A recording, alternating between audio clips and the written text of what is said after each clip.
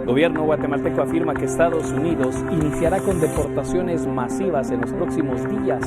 Según la canciller Sandra Jovel, autoridades estadounidenses le confirmaron el inicio de las detenciones de migrantes en Florida. Pobladores de Nahualá, Sololá, se retiran de casa presidencial afirmando que el gobierno no les solucionó nada sobre el conflicto que mantienen con vecinos de Santa María Ixtahuacán. Esperan que situación en esas comunidades no se agrave. A 8 días de las elecciones generales aún no hay resultados oficiales, pues se realizarán verificaciones. Se desconoce quiénes son los contendientes para la segunda vuelta, afirman los magistrados. Luego de las fuertes lluvias que afectaron el casco urbano de El Palmar, Quetzaltenango, los vecinos temen quedar incomunicados a causa de la destrucción de un tramo carretero.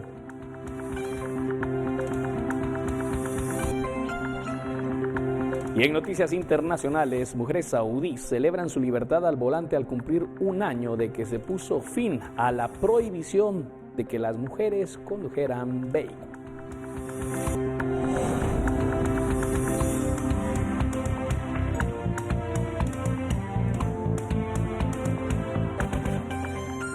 ¿Qué tal? Muy buenas tardes. Cae la tarde en Ciudad de Guatemala para este lunes 24 de junio de 2019 y nosotros ahora le pondremos al tanto de lo que ha ocurrido en estas últimas horas. De inmediato iniciamos con la información.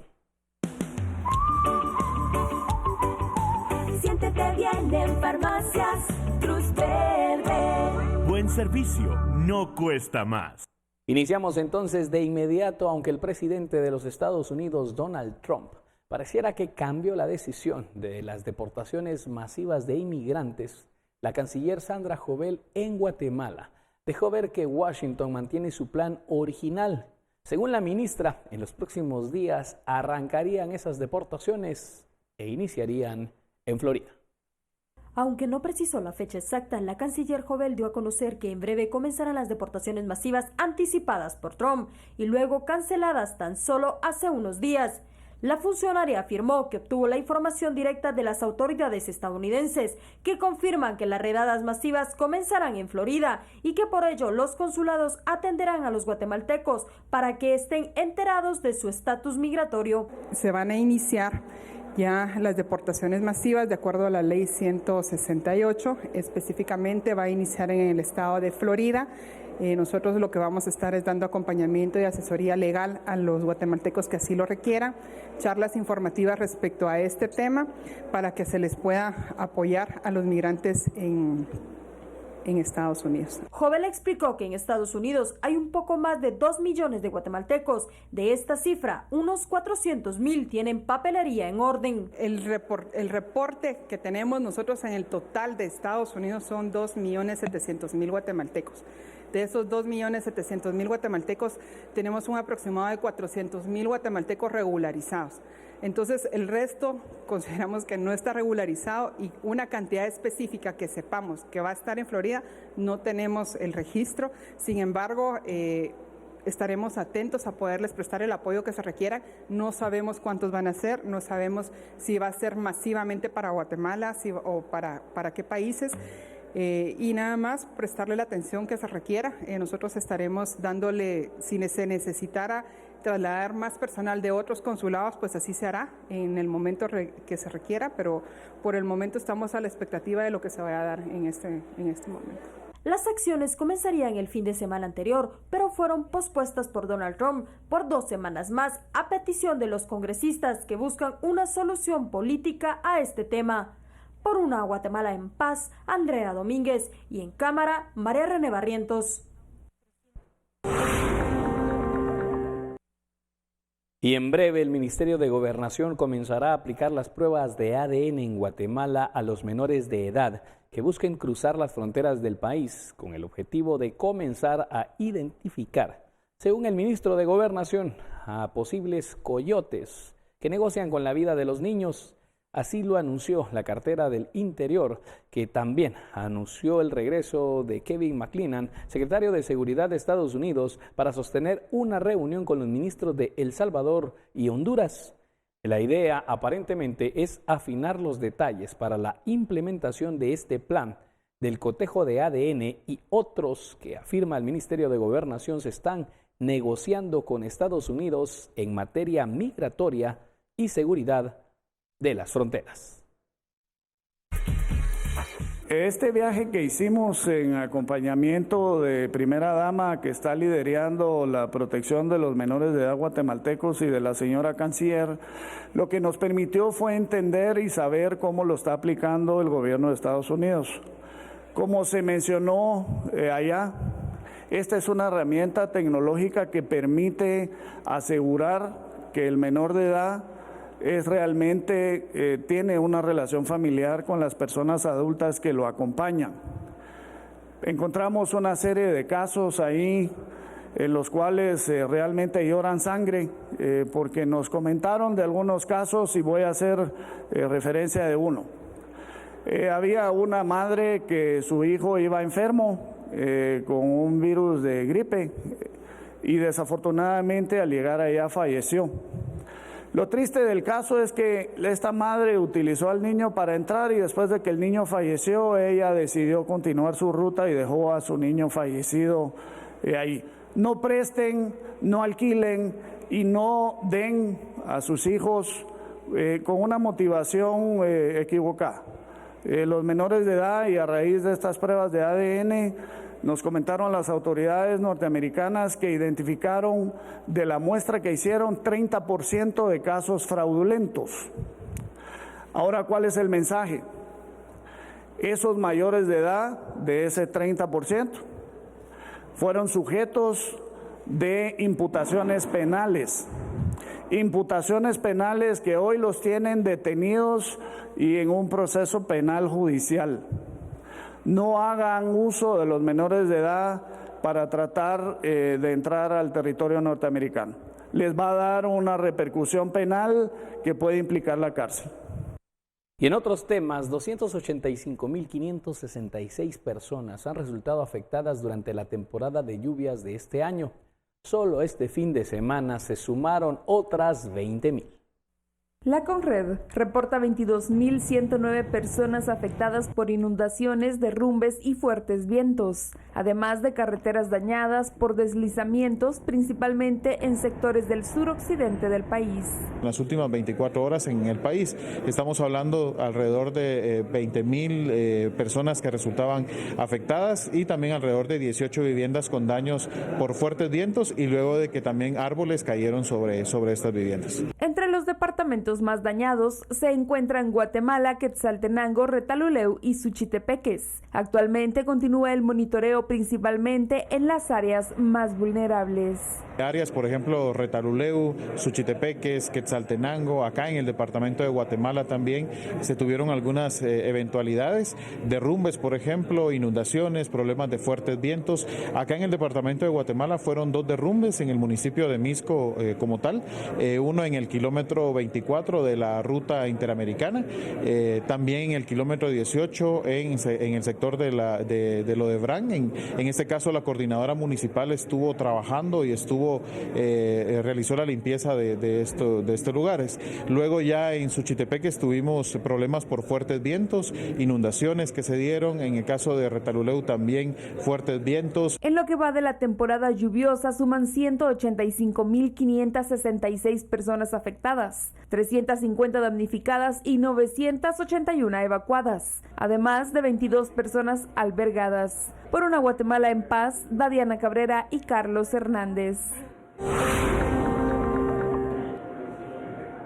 Y la Secretaría Ejecutiva de la Coordinadora Nacional para la Reducción de Desastres hizo el lanzamiento de la Plataforma Territorial de Diálogo en Gestión del Riesgo en el Departamento de Guatemala, con lo que buscan identificar las condiciones de riesgo en el departamento, ya que aún se tiene una mesa a nivel nacional. Se pretende individualizar qué necesidades tiene cada región y dependiendo de su condición topográfica y geográfica, se puede prevenir un incidente e identificar la ruta de actuación durante cualquier emergencia. Vamos a escuchar las declaraciones de David de León, vocero de Conred. Lo que buscamos es poder reunir, por ejemplo, a representantes de diferentes instituciones, diferentes organizaciones, iniciativa privada, academia, diferentes sectores en esta plataforma que analice y que pueda dar a conocer recomendaciones para que se puedan implementar en el territorio. En esta oportunidad es solo en el departamento de Guatemala, pero tenemos también en otras regiones del país. Tenemos como tal una mesa nacional, pero a nivel nacional muchas veces no llega a los territorios. Entonces lo que hemos buscado, al menos en los últimos 2 meses, ha sido llevar estas plataformas territoriales a sectores, por ejemplo, como Escuintla para toda la costa sur, Quetzaltenango para toda la región del occidente, Petén para el departamento de Petén, hoy acá en la ciudad de Guatemala para el departamento de Guatemala como tal, y el próximo viernes estaremos realizando esta plataforma también en el departamento de Chiquimula para el oriente del país. Y las lluvias que se han generado en diferentes regiones del país han empezado a desencadenar enfermedades en los guatemaltecos que han resultado afectados. Dentro de las enfermedades que destacan es la diarrea y también el dengue. Debido a la época lluviosa, el Ministerio de Salud identificó un aumento en casos de diarrea, infecciones respiratorias e intestinales. En estas épocas de lluvia, las enfermedades más frecuentes son las gastrointestinales, parasitarias y diarreas.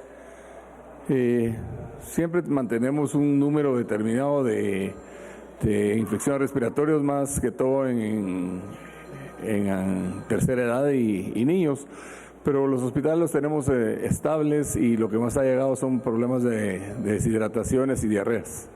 El titular de la cartera de salud también dio a conocer que existe un repunte en el caso de mosquitos transmisores del dengue, pero que es inevitable por la época lluviosa, señalando que ya se registran más de 2,000 casos.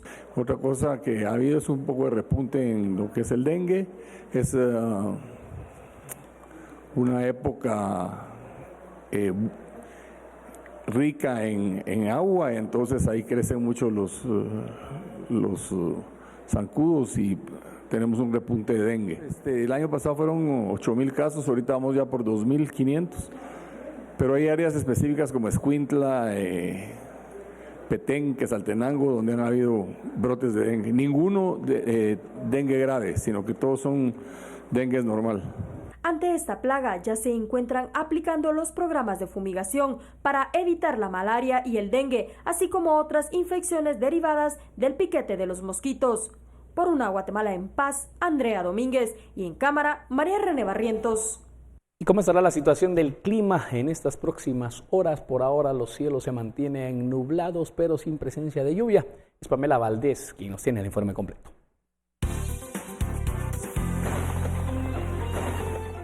¿Qué tal están? Muy buenas tardes, es un gusto compartir con ustedes el pronóstico del clima a lo largo del territorio nacional a esta hora de la tarde y entramos de lleno con información y como pueden observar en esta imagen satelital tenemos muy poca presencia de lluvia, pero sí tenemos un ambiente cálido y brumoso y junto con estas condiciones favorecerá que se presenten lluvias dispersas en horas de la tarde y parte de la noche, especialmente sobre el occidente y el Caribe de nuestro país. Conozcamos las condiciones a lo largo del territorio nacional donde se esperan cielos parcialmente nublados, especialmente en las regiones del oriente y la costa sur. Las condiciones para la meseta central, incluida la ciudad capital y el occidente de nuestro país, se pronostican lluvias dispersas y lluvias de carácter local con posibilidad de caída de granizo para el noroccidente de nuestro país. Más adelante continuamos con esta información.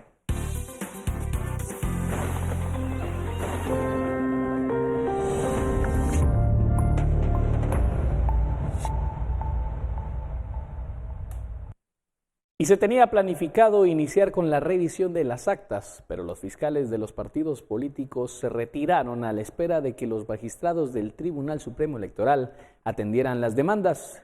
Dulce Rivera nos explica qué ocurrió. Hoy se tenía previsto que iniciara la revisión de las actas de las juntas receptoras de votos por parte de los partidos políticos y autoridades del TSE. Sin embargo, una serie de peticiones que hicieron los fiscales de partidos políticos suspendió este proceso. Revisión de actas físicas y en las que haya discrepancia, revisar las boletas en la caja y si hubiese indicio delictivo, remitirlo al Ministerio Público. Realizar una auditoría externa con firma reconocida. que se libere el programa informático para verificación técnica proporcionando el código fuente, que la revisión sea de 8 a 20 horas, que solo participen fiscales y equipo técnico designado por cada partido, realizar una planificación para hacer revisión por distrito. La revisión de cada una de las actas obedece a las inconsistencias y errores detectados en algunas de ellas. Importante mencionar que por el momento el TSE no ha oficializado ninguna candidatura, por lo que deberá esperarse la revisión de estas actas para tener los datos certeros. Por Una Guatemala en Paz, Dulce Rivera y Juan Carlos Pérez. El ministro de Gobernación, Enrique Degenhardt, aseguró que los agentes de la Policía Nacional Civil continúan bajo el plan contemplado para este proceso electoral, debido a los múltiples focos de conflicto que se han registrado. En este momento seguimos teniendo manifestaciones sociales que son válidas, pero pedimos que por supuesto se abstengan de entrar en temas de violencia u otro tipo de cosas que están fuera del proceso legal, porque por supuesto vamos a actuar con toda la fuerza que la ley nos permite. Degenhardt también añadió que este proceso electoral ha desencadenado más de 100 conflictos en varias comunidades por el resultado electoral. Alrededor de 141 eventos. La cuenta sigue en desarrollo porque por supuesto hoy en la mañana teníamos 2 focos, yo diría, de manifestación social. Creo que aquí lo importante es hacer referencia que todos han sido resueltos de manera favorable. ¿A qué me refiero con esto? Pues la Policía Nacional Civil ha operativizado sus protocolos y ha logrado que las poblaciones descontentas entiendan que esa no es la forma. Uno de los puntos que mayor seguridad presenta es el Parque de la Industria, debido a que se está realizando el proceso de reconteo de votos. Por Una Guatemala en Paz, Andrea Domínguez, y en cámara, María René Barrientos. Y el presidente del Tribunal Supremo Electoral, Julio Solórzano, enfatizó que aún no hay resultados sobre las elecciones, ya que aún se harán las verificaciones y por lo tanto se desconoce por ahora quiénes son los contendientes que pasarán a la segunda vuelta de manera oficial. Los magistrados del Tribunal Supremo Electoral sostuvieron una reunión por la mañana de este lunes con las 23 juntas electorales departamentales y distrital, con el objetivo de abordar la revisión y cotejo de actas. La ley establece, y hasta que el Tribunal Supremo Electoral y las juntas electorales departamentales dentro de su ámbito declaren el resultado, la validez de la elección en esa jurisdicción y adjudiquen los cargos que corresponden al alcalde y corporaciones municipales, hasta en ese momento la ciudadanía tendrá el conocimiento oficial y legal de las adjudicaciones.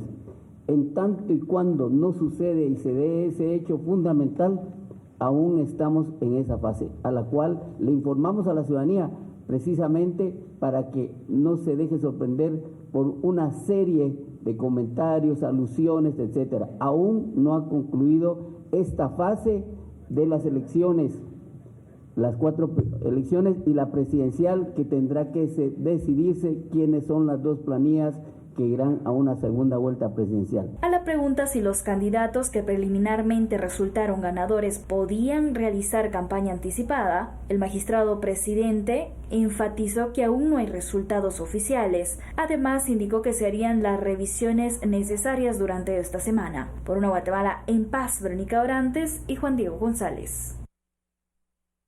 Y 3 escuelas nacionales utilizadas como centros de votación tienen daños severos en su estructura. Fueron blanco de ataque por parte de vecinos inconformes con los resultados de las elecciones.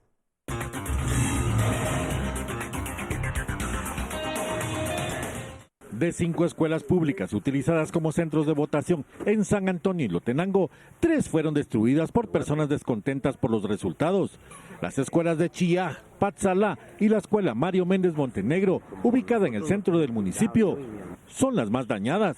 Los secuencios de las escuelas son casi la mayoría porque la gente enardecida, ¿verdad?, fue a destruir en donde hubieron centros de votación.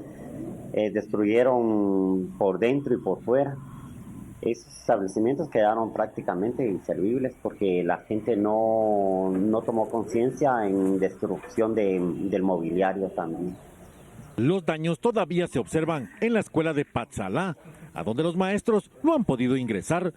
La tensión en el municipio se mantiene, la municipalidad está cerrada y los vehículos quemados no han sido retirados de las calles. Se realizó traslados para aportar más elementos a lo que es la plantilla que está ubicada de la Policía Nacional Civil en San Antonio y Lotenango. Fueron elementos que van a reforzar la subestación. Vamos a mantener también constantes operativos con el núcleo de reserva. Esperamos en Dios que todo sea con normalidad. La incertidumbre de si se repetirán las elecciones en el municipio se mantiene. Por una Guatemala en paz, Héctor Cordero.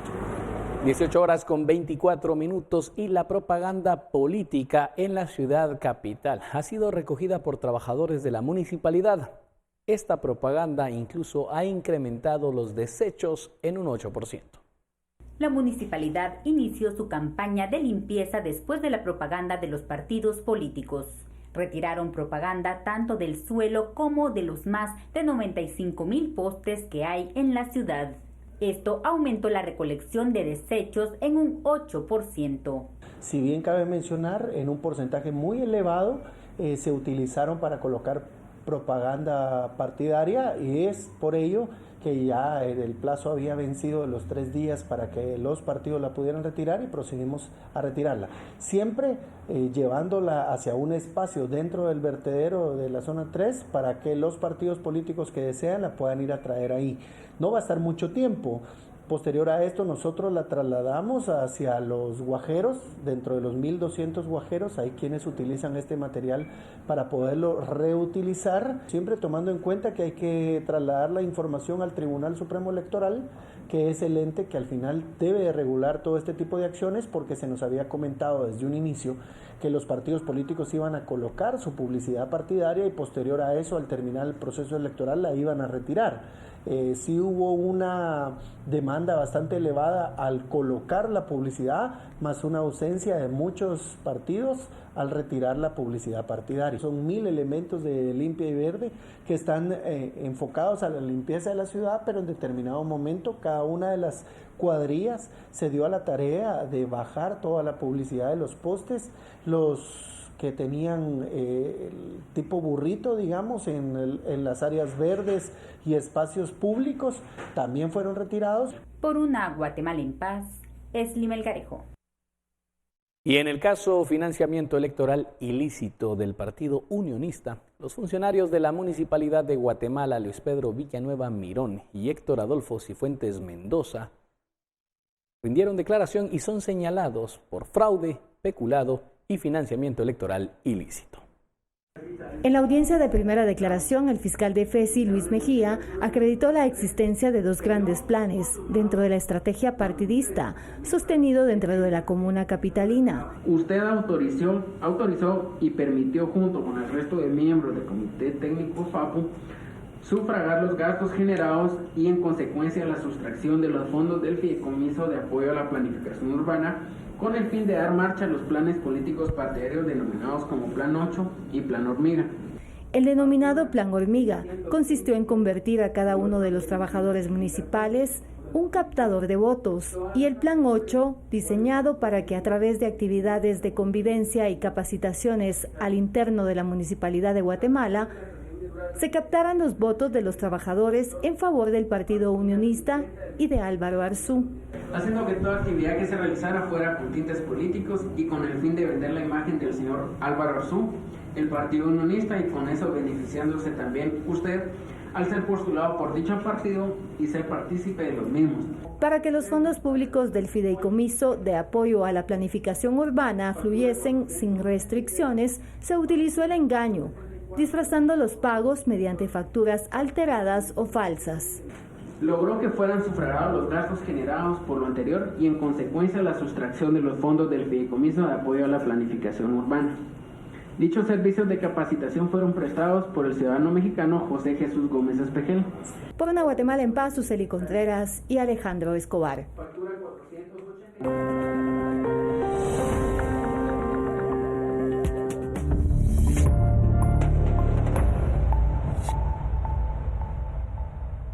18 horas con 30 minutos, vecinos del centro urbano de El Palmar, en Quetzaltenango, temen quedar incomunicados a causa de la destrucción de un tramo carretero en la entrada principal de la localidad, esto debido a las constantes lluvias.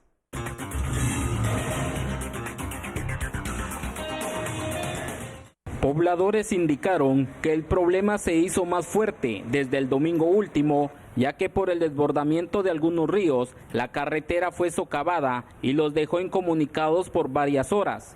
Y a pesar de que Covial trabaja en el lugar, argumentaron que no es suficiente. Eso no va a tardar. Si mire, se llevó el asfalto, ¿cómo no se va a ver la tierra que están echando?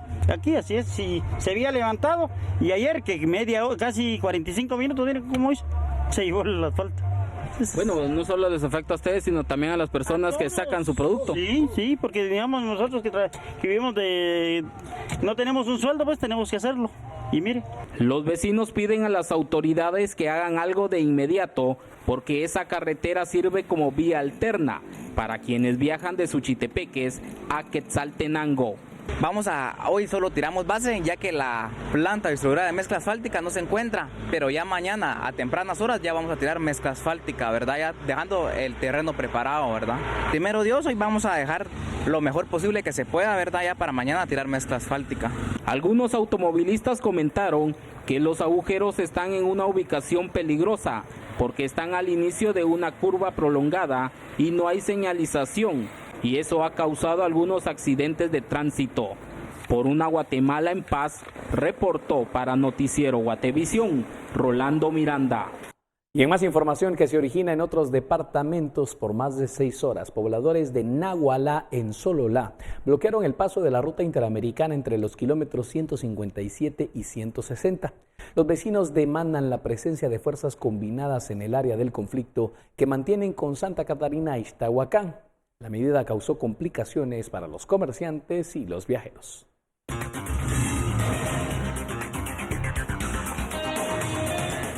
Pobladores de Nahualá, Sololá, aseguraron estar cansados de los conflictos territoriales con Santa Catarina y Ixtahuacán y piden al gobierno que cumpla con lo ofrecido en cuanto a la presencia de fuerzas combinadas en el lugar. Hemos sido víctimas de tiroteos, de bombardeos, de grupos de personas, de vándalos. Sinceramente, el pueblo de Nahualá está muy cansado. Nuestros campesinos han perdido sus cosechas, nuestros bosques han sido quemados y eso definitivamente tendrá secuelas en el futuro para la población de Nahualá. Los pobladores bloquearon el paso de las 8:30 a las 15 horas. La medida afectó a comerciantes y viajeros. Porque yo llevo mercadería para el negocio y no puedo pasar. Sí, perdemos ahí. ¿Cómo cuánto pierde usted en cada bloqueo, Mario? En cada bloqueo unos 2,000 quetzales. El gobierno debería de ver y para que queden en paz los dos, ¿verdad? Cada quien en su pedazo. Que teníamos una comisión para poder hacer una verificación de la situación de los centros de privación de libertad en Quetzaltenango, Huehuetenango y la parte esta del occidente. Pero nos encontramos con la limitante de que no se puede pasar. Tenemos algunas denuncias de algunos privados de libertad que está en riesgo la vida de ellos, ¿verdad? Entonces íbamos a supervisar. Desde Quetzaltenango, por una Guatemala en paz, María Longo, Noticiero Guatevisión. Y desde horas de la mañana, mientras continuaban estos bloqueos, decenas de pobladores de Nahualá llegaron a la ciudad capital. Se dirigieron a Casa Presidencial buscando ser atendidos por el presidente Morales o incluso por autoridades del gobierno para buscar una solución al conflicto limítrofe que mantienen con Santa Catarina y Ixtahuacán. Una reunión que por la tarde no tuvo respuesta positiva y se regresaron con las manos vacías. El alcalde de Nahualá informó que hubo una reunión con el vicepresidente de la República, Jafet Cabrera, y el ministro de Gobernación, Enrique Dejenjar, para buscar soluciones sobre el problema de seguridad para ambos municipios, pero no se llegó a ninguna conclusión, por lo que ahora responsabilizan al gobierno sobre lo que pueda suceder. Nosotros ya le dijimos al señor vicepresidente, la vimos que no tuvo la buena voluntad de política de buscar soluciones del conflicto. Lo deja a los dos alcaldes que resuelven los problemas. No es así, porque el Estado tiene también derecho de solventar los problemas del ciudadano. Así de que rechazamos la decisión del gobierno y responsabilizamos al gobierno si pasa algo los próximos días. Los pobladores resaltaron que si se dan muertos en estos dos municipios serán responsabilidad del presidente Jimmy Morales. Por lo tanto, si hay un desbordamiento de un conflicto que nunca se haya visto en Guatemala, es responsabilidad del presidente de la República y su gabinete, porque ya no, el pueblo de Nahualá no puede hacer ya nada por contener, porque el acoso por parte de este grupo de delincuentes ha sido mucho, y es más, la misma policía ha estado informando y ha demostrado con fotografías y las patrullas han salido deshechos en ese municipio. Por tanto, el presidente de la República será el responsable si haya una muerte, una tragedia enorme en Guatemala, en esos dos municipios. Durante varios años se han registrado enfrentamientos entre pobladores de ambos municipios debido a un conflicto limítrofe. Este conflicto territorial ha causado muertos, heridos y bloqueos en la ruta interamericana. Por una Guatemala en paz, Andrea Domínguez, y en cámara, María René Barrientos. Y ahora cambiamos de información. El miedo a los tiburones es un fenómeno extendido como consecuencia de las películas de terror. Sin embargo, el verdadero depredador es el humano, que está acabando con ellos, desconociendo que tienen un papel fundamental en el ecosistema de nuestro país. El tiburón es uno de los animales más temidos por el ser humano, pero los datos de muertes provocadas por estos animales revelan que los que en realidad deben tener miedo son los tiburones, y no al revés. Durante el año pasado, en todo el mundo murieron 5 personas debido al ataque de tiburones, la mayoría surfistas. En contraparte, se estima que 73 millones de tiburones mueren cada año, lo que equivale a 10,000 cada hora, y Guatemala contribuye con esas cifras, la mayor parte del tiempo debido a la pesca incidental. ¿Qué es lo que va a pasar cuando usted saca a un animal que está arriba en la cadena trófica? ¿Qué va a pasar con las poblaciones de peces que van para abajo, verdad? Por ejemplo, los tiburones, hay muchas personas que le llaman los doctores del mar, porque ellos pues cazan o pescan los peces que están enfermos o los peces que son más débiles. Entonces sí tienen una función muy importante. La Fundación Mundo Azul monitorea semanalmente el tipo de tiburones que salen en las redes de los pescadores de las costas guatemaltecas para determinar su especie y edad, además de realizar campañas educativas en las áreas donde los pescadores subsisten del mar. En el Pacífico hay 17 especies de tiburones y 17 de rayas. En el Caribe son 25 las especies de tiburones, 6 de rayas y 1 de quimera. Muchos de ellos terminan fileteados y son vendidos como si se tratara de otra especie. Los pescadores de Guatemala están realmente sin alternativas económicas, o sea, sin mucho estudio. Entonces realmente a mí me preocupa al ver, digamos, pues nosotros lo que hacemos es monitorear cómo están las poblaciones de tiburones en Guatemala, y lo que hemos visto es que la mayoría son juveniles. Entonces a mí sí me preocupa, porque si ya estamos pescando solo juveniles, ¿qué va a pasar cuando esos juveniles terminen? ¿De qué van a comer esos pescadores? A nivel mundial, la pesca incidental y de descarte genera una grave afectación a las poblaciones de especies marinas, hábitats y ecosistemas marinos. Este fenómeno también tiene graves repercusiones en la economía de quienes dependen de la pesca como su fuente de ingreso y alimentación, que también se ven reflejados en su salud, debido a que algunas especies contienen niveles de metales tóxicos y mercurio 10 veces mayores a los admitidos. Por una Guatemala en paz, Dadiana Cabrera. Y en otra información, a diario los cuerpos de socorro atienden emergencias por accidentes viales en las carreteras de Huehuetenango. Una de las más peligrosas es la que va al norte, la cual es calificada como la ruta de la muerte por los hechos de tránsito resultan mortales.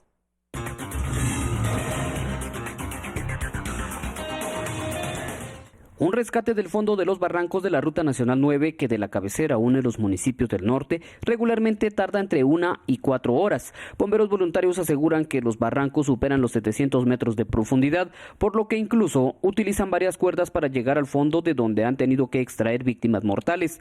Una de las preocupaciones, no solo para los socorristas, sino para autoridades, es que desconocidos han robado las barreras de protección, lo que puede marcar la diferencia entre detener o terminar en el fondo del barranco. Sí, hemos tenido el inconveniente en la Ruta Nacional 9 Norte, específicamente en la ruta que conduce a Chantla al Mirador Juan Diego Olaverri, donde hemos evidenciado de que ha habido robo de las barandas de protección. Son barandas metálicas que sirven al momento de que algún vehículo pierda el control, no se vaya al barranco o a la ladera.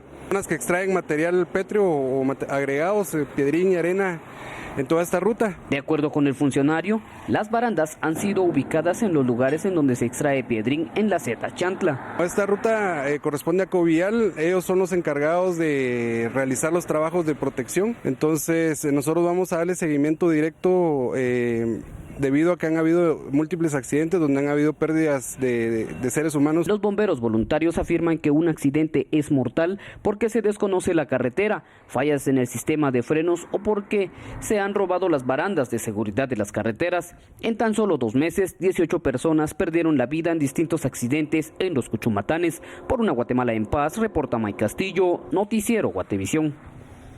Y una nueva ruta de Transmetro está pronta a ser inaugurada. La nueva línea estaría beneficiando en su mayoría a estudiantes universitarios. La construcción de la línea 7 del Transmetro ya se encuentra en fase final. Con la línea 7, la Universidad de San Carlos se va a ver pues bastante bien atendida, y esto es porque tenemos la línea 21 que viene de la zona 21, que también impacta la Universidad de San Carlos. En segundo lugar, la línea que viene de Villanueva sobre la Aguilar Batres en el carril exclusivo, y hoy sería la tercera línea del Transmetro que llevaría y atendería a los estudiantes de la Universidad de San Carlos. La línea 7 además recorrería desde la Universidad de San Carlos hasta el Parque Colón, yendo sobre el periférico y atendiendo también a la zona 11, a la zona 12, impactaría la zona 3 y en alguna medida también la zona 2, pero indirectamente impacta a toda la ciudad desde el punto de vista que puede acortar viajes dentro de la ciudad utilizando el Transmetro y esta nueva línea 7 como una alternativa. Además, la municipalidad tiene como proyecto trabajar en 2 nuevas líneas más. Se trata de la línea 3 y la línea 5. La línea 3 atendería todo lo que es Santa Marta, todo lo que es la calle del Cementerio y llegando hasta el Gaito. Y por el otro lado, la línea 5 es la que atendería desde el Parque Colón hasta el Boulevard de Jardines de la Asunción, llegando al Muñecón y llegando a la Municipalidad de Guatemala. Con este circuito, en el 2020 vamos a lograr alcanzar y extender la capacidad del Transmetro, nuevamente acercándolo a las áreas donde hay vecinos y hay comunidades que, nuevamente les repito, que no son las calles principales de la ciudad. La línea 7 del Transmetro será inaugurada en septiembre. Por una Guatemala en paz, Esli Melgarejo.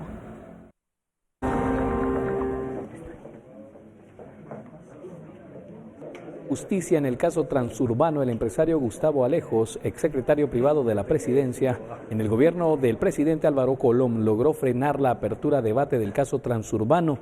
El procesado interpuso una recusación en contra del juez José Eduardo Cojulum con el argumento que externó opinión contra el acusado, siendo esta la 5ª ocasión que la etapa intermedia queda en suspenso. El empresario alega que el juzgador había adelantado su resolución. En lo que va del año se realizaron 3 intentos desde el 22 de abril sin que inicie esta audiencia. Otros intentos fueron el 22 de mayo con excusa de los abogados y el 21 de junio porque la sala de audiencias aparentemente era pequeña para los 34 procesados.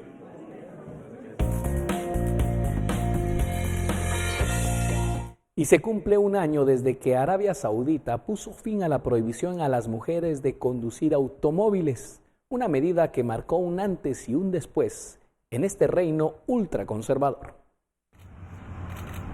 El esposo de Sabija le enseñó a conducir en los años 90 en el exterior. Pasarían casi 30 años hasta que pudiera hacerlo en su propio país. El 24 de junio de 2018 se puso fin a la prohibición a las mujeres de manejar automóviles en el reino ultraconservador de Arabia Saudita. A un año de la medida, Sabija, de 68 años y viuda, recién empieza a acostumbrarse a su flamante derecho. Tengo conocidas de mi edad que hasta ahora no quieren conducir y tienen miedo de aprender. Dicen que ya son viejas y no pueden dar el paso, así que estoy incentivándolas y pienso que lo lograrán. La reforma está liberando a millones de mujeres sauditas de la dependencia de familiares hombres o choferes privados. Es la medida más emblemática de otras reformas puestas en marcha por el príncipe heredero Mohammed bin Salman en sus planes para modernizar el país. Se levantó la prohibición a que las mujeres manejen, pero lamentablemente no había una organización para la enseñanza ni las pruebas de conducir. Abrieron algunos lugares, pero no pueden hacer frente a la cantidad de mujeres que quieren aprender, y por eso algunas siguen sin recibir sus licencias. La sociedad saudita sigue siendo muy conservadora y algunas de las nuevas conductoras han sido víctimas de agresiones en las calles. Además, muchas tienen que soportar la oposición de familiares hombres en un país donde su libertad depende de sus llamados guardianes, es decir, un marido, padre u otro hombre de la familia. A pesar de esto, algunas mujeres sienten que se dio un paso firme hacia su libertad. Antes nos sentíamos como si estuviésemos en una jaula, y es como si se hubiese abierto y pudiéramos volar a donde quisiéramos. Eso es lo que sentimos, todas las mujeres saudíes. La medida, sin embargo, vino acompañada de una ola de arrestos a activistas por los derechos humanos, incluyendo militantes por el derecho a las mujeres de conducir. Para muchos, una ofensiva que busca mostrar que solo el Estado puede hacer cambios en este país. Y regresamos a Guatemala porque este viernes se presentará Robert Mendoza, quien ha obtenido fama mundial por su peculiar forma de interpretar el violín. A continuación, Pablo Juárez le brinda los detalles.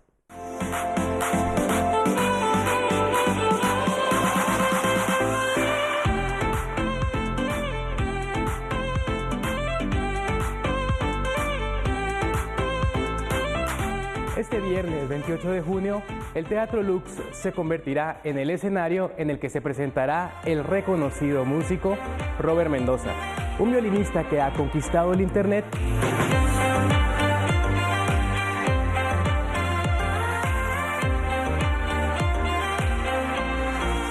Su pasión y entrega en el escenario, así como en el momento de componer los arreglos de sus melodías, han llevado a Mendoza a convertirse en toda una personalidad en las redes sociales.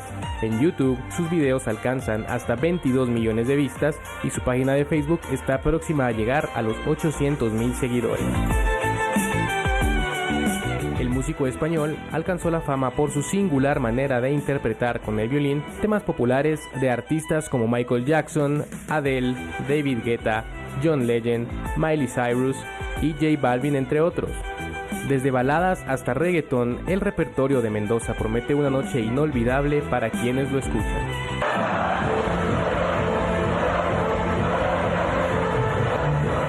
Así que ya lo sabe, este viernes a partir de las 20 horas usted podrá escuchar las melodías de Robert Mendoza y disfrutar del violín de una manera diferente.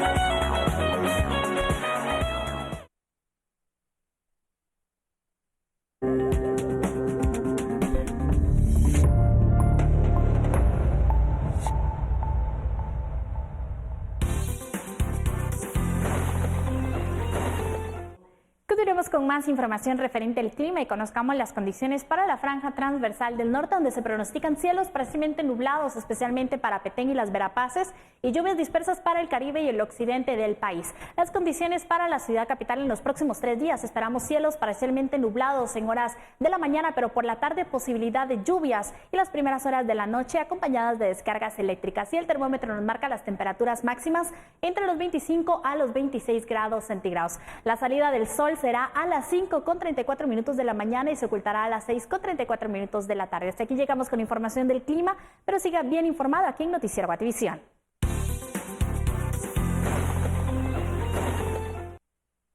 La revisión y cotejo de actas se realizará en una audiencia. Las actas a examinar son las que fueron recibidas por la Junta Electoral Departamental previo a su digitalización, afirmaron los magistrados del Tribunal Supremo Electoral. Los representantes de la Junta Electoral Departamental mostraron el respaldo al Tribunal Supremo Electoral para realizar la revisión de las cerca de 105.000 actas. Sin embargo, parte de las inquietudes era las audiencias de revisión y la no modificación de las actas. Efectivamente, de conformidad con la ley electoral y de partidos políticos, las juntas municipales y departamentales somos órganos temporales, pero tenemos la facultad de conformidad con la ley de rendir la información que se recaba de todas y cada una de las juntas receptoras de votos que están dentro de nuestra circunscripción. Eso estoy segura que a partir de, usted nos ha comentado, ha habido ya los procedimientos de revisión de resultados por cada una de las juntas. Esos documentos que se constituyen en el documento 6, 7 y 8 constituyen la información oficial sobre la cual tendría que haberse estructurado todo el sistema de información a la población sobre el resultado de las juntas receptoras de votos y por consiguiente la expresión legítima de la población. Reitero y avalo absolutamente lo propuesto por el licenciado Maúl en cuanto a que es ese resultado de las juntas lo que debe ser objeto de conocimiento, porque no podemos trastocar el procedimiento que establece la ley. Lo medular de todo el proceso electoral es juntas receptoras de votos a la Junta Municipal, la Junta Municipal a la departamental. Esos datos los sumamos de la totalidad de departamentos y eso da el resultado electoral para poder adjudicaciones de cargo. Por eso he dicho, al día de hoy no hay ningún candidato electo. Todo se hace bajo el tema de la información, pero la realidad jurídica es tal como lo han manifestado los dos miembros de la Junta del Distrito Central. En este caso se detalló que será el acta número 8 la que estará en la audiencia de revisión, documento que recopila el resumen municipal que compila los datos de las juntas receptoras de votos. En este caso, parte de las incongruencias se da en la digitalización de los datos, por lo que el error no está en modificar resultados de las votaciones, explicó el presidente del Tribunal Supremo Electoral, Julio Solórzano. La audiencia de revisión inició este lunes. Por una Guatemala en paz, Verónica Orantes y Juan Diego González. Y en temas económicos, el Comité de Café Diferenciado de Ajexport, con el apoyo del proyecto MIPYMES y Cooperativas Más Competitivas, financiado por la Unión Europea, realizó un estudio con el objetivo de analizar los mercados del café guatemalteco y las oportunidades que este tiene. El estudio Tendencias y Oportunidades de Exportación de Café con Valor Agregado fue realizado por Alfonso Ramírez, consultor del Comité de Cafés Diferenciados de Ajexport. El estudio tiene el objetivo de establecer cómo darle un valor agregado al café diferenciado de Guatemala. Hemos detectado los países que podemos llevar nuestro café ya tostado y molido, con empaque, con marca, con imagen, país, ¿verdad? Ya lo detectamos. También hemos detectado precios, mucho mejores precios para irlos a colocar, y eso nos trae a que tenemos que ser más emprendedores, tenemos que ser más creativos, tenemos que tecnificarnos más, seguir haciendo investigación. Holanda, Suiza y Alemania son los países que están dispuestos a pagar un precio superior por una taza de café. Por ejemplo, en Zúrich puede llegar a costar hasta $5. Cuando estamos vendiendo el café verde aquí en Guatemala, según la bolsa, ha llegado a $90 un quintal. Chale pluma, son 100 libras. Entonces, ¿cuánto podemos sacarle de desarrollo al procesar nuestro café? Alfonso Ramírez mencionó como valor agregado el tipo de tostado. Uno es café de origen, ¿no? El otro también es el tipo de tostado. No hay que saber cuál es el tipo de tostado, las características del tostado que está demandando el consumidor para poder hacer un producto adecuado a esas características, ¿no? Es ahí en el tostado donde se definen las características del café. En Europa, el café gourmet es el más consumido. Por ejemplo, la infusión con nitrógeno. Guatemala exporta 3.5 a 4 millones de sacos de quintales anualmente. El 92% es café como materia prima. El resto es café tostado. Por una Guatemala en paz, Paula Osaeta y Claudia Martínez. Y el proyecto de construcción del Centro Universitario de Zacatepeques, a cargo de la Municipalidad de San Antonio, Aguascalientes, recibió un aporte mínimo para continuar con su ejecución multianual. En total, en esa obra se invertirán más de 16 millones de quetzales.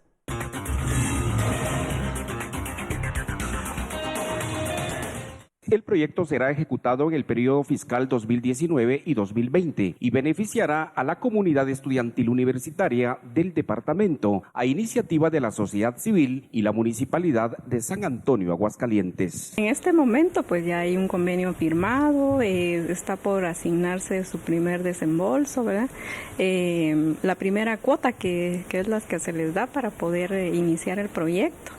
Entonces se va a iniciar ya la fase de ejecución, ¿verdad? El proyecto fue aprobado por los 16 alcaldes del departamento, quienes acordaron entregar un aporte mínimo para su ejecución y beneficiar a los jóvenes que aspiran a continuar con sus estudios universitarios. Todos los municipios van a poder tener la oportunidad de poder prepararse y tener nuevos profesionales en diferentes áreas, en diferentes facultades dentro del departamento de Zacatepeques.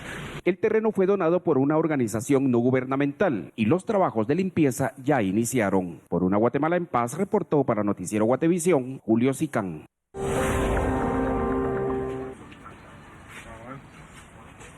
Deporte, este día la Agencia Nacional Antidopaje, ANADO, giró audiencias a los 3 futbolistas que arrojaron positivo a los controles antidopaje de la fase final del torneo Apertura, siendo ellos el portero de Deportivo Misco, Luis Tatuaca, el volante de Comunicaciones, José Manuel Contreras, y el delantero costarricense Kenny Cunningham del Municipal Pérez Celedón de Costa Rica. Tatuaca se encontró con un porcentaje mínimo de boldenona que no es sujeto a suspensión y quedó absuelto.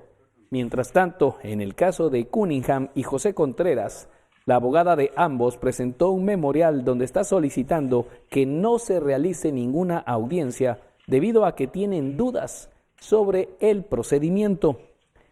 Ellos se presentaron a la Agencia Nacional Antidopaje, ANADO, luego de que se giraron audiencias a estos 3 futbolistas que arrojaron positivo a los controles antidopaje de la fase final del torneo Apertura. Reiteramos, el portero de Misco, Luis Tatuaca, el volante de Comunicaciones, José Manuel Contreras, y el delantero costarricense, Kenny Cunningham. Con esta información que tiene que ver con el deporte, nosotros llegamos al final de esta emisión, agradeciendo como siempre su sintonía y los esperamos el día de mañana. Con permiso, muy buenas noches.